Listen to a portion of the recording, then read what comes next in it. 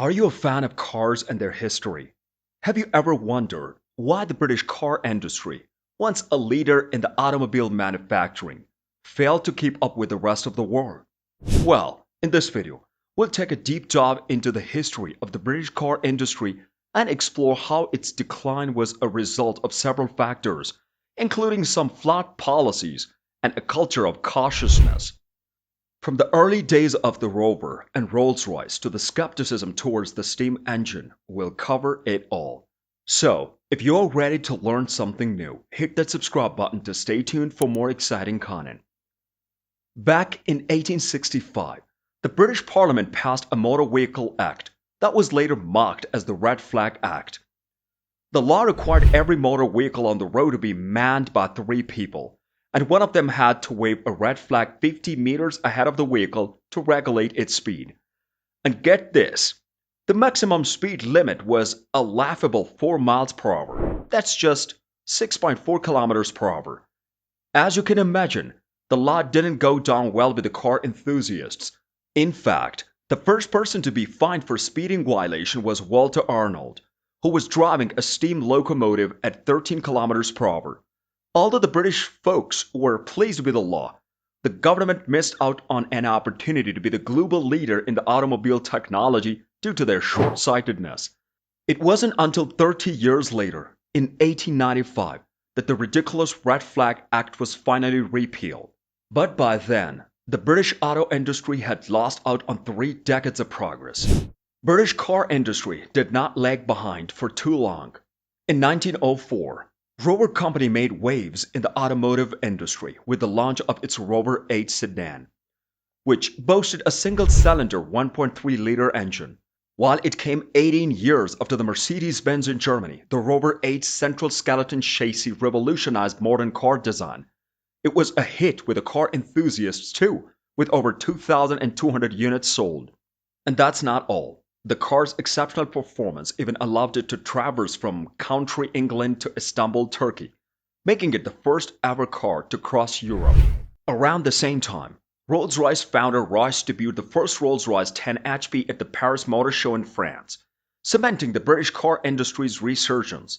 And soon after, Herbert Austin founded the Austin Motor Company, and the Longbridge, Worcestershire in 1906 launched the Austin-type car with a chain drive, 5-liter 4-cylinder engine.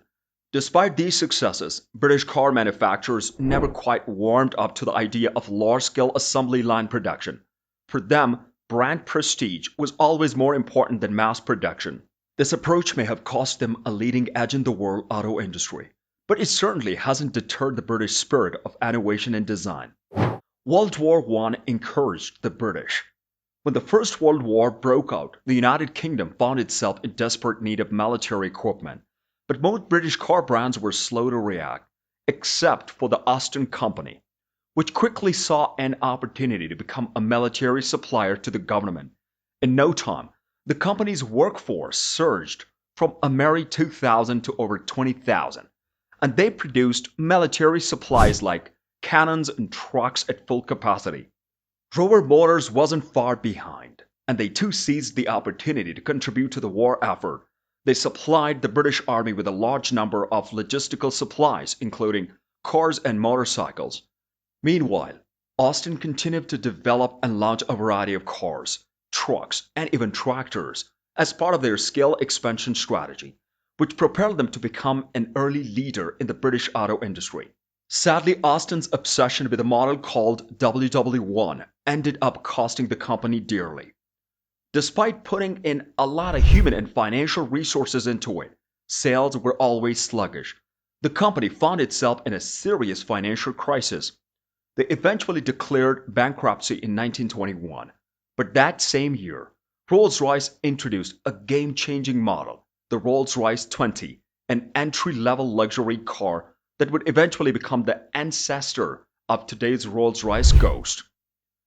Even though it was the cheapest model, it was still an attainable luxury for most people.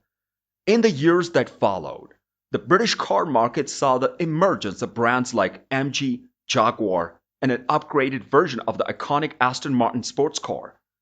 It's hard to imagine that if it weren't for the outbreak of the First World War, the British car industry might not have come out of its shell and become the powerhouse as it's today.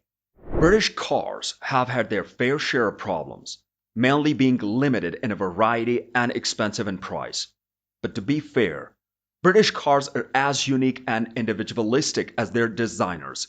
While luxury and sports cars were their main focus, American giant Ford began to narrow the gap between the rich and the poor with their affordable models, something that the British car industry seemed to have overlooked. The British were left astounded as America continued to prosper and produce cheap cars, earning the nickname Roaring Age in the 1920s. President Hoover himself boasted of the country's victory in the war on poverty, all thanks to achievements such as the Chrysler Building, the first American pilot to fly across the Atlantic, the Ford's production of 15 million cars, more than all of the Europe put together. British progress continues. Thankfully, the British car industry continued to make progress, and after undergoing bankruptcy and reorganization, Austin introduced the revolutionary 10.5 horsepower Austin 7 sedan that created a market demands.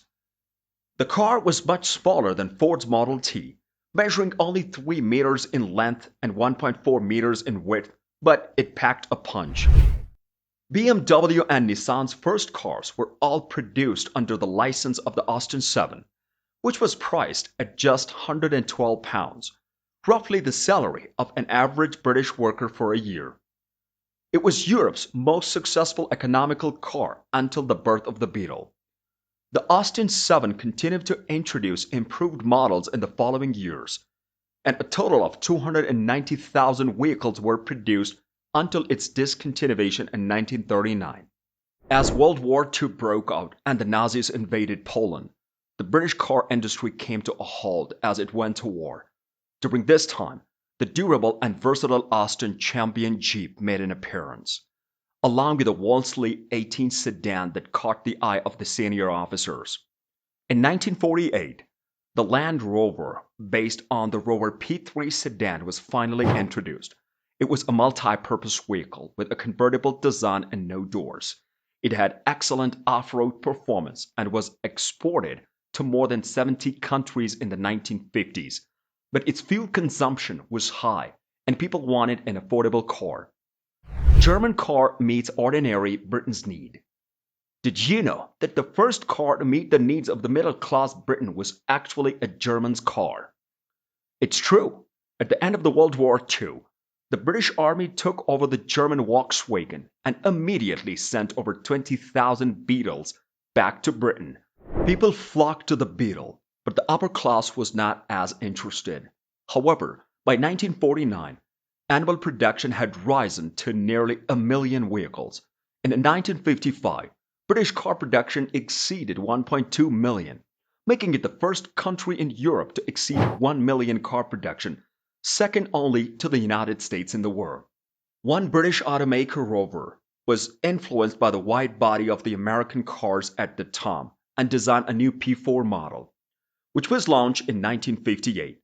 Equipped with a classic 3-liter inline 6-cylinder engine, the Rover P5's performance was comparable to that of the Rolls-Royce.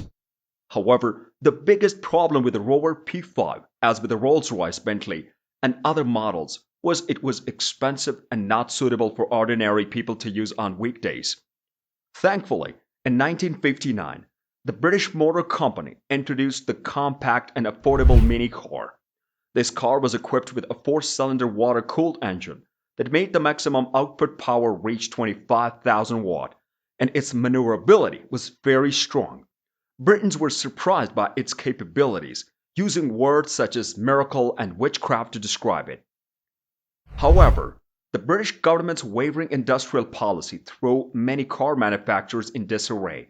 For example, since 1952, the UK implemented the installment credit policy, which has been revised 18 times in the next 20 years due to different opinions of the rotating parties in the British Parliament.